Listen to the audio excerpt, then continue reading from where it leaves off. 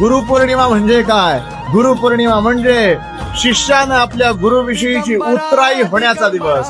गुरुपौर्णिमा म्हणजे काय? गुरु आणि शिष्यामध्ये असलेला प्रेम व्यक्त करण्याचा दिवस. गुरुपौर्णिमा म्हणजे काय? आपल्या भक्तानं, आपल्या शिष्यानं आपल्या गुरुच्या चरणी अखंड नतमस्तक होण्याचा दिवस. गुरुपौर्णिमा म्हणजे सार्वभौम असलेल्या गुरुच्या पदरामध्ये लोटांगण घालून त्याला तू मला कधीही सोडू नकोस हे आवर्जून सांगून प्रेम व्यक्त करण्याचा दिवस. मित्रांनो आणि विशेषतः भक्तगणांनो, लक्षात ठेवा, साक्षात सदाशिवानं, साक्षात नारायणानं सुरू केलेली ही गुरुपरंपरा आणि ह्या गुरुपरंपरेनुसार चालणारे आपण सर्व आपल्या गुरुच्या चरणी लीन व्हा. गुरुपौर्णिमा आनंदानं, उत्साहानं, चैतन्यानं साजरी करा. आपल्या गुरुच्या चरणी नतमस्तक व्हा. गुरु सदैव पाठीराखा होईल. श्री स्वामी समर्थ. गुरुचे लक्षण गुरुचरिता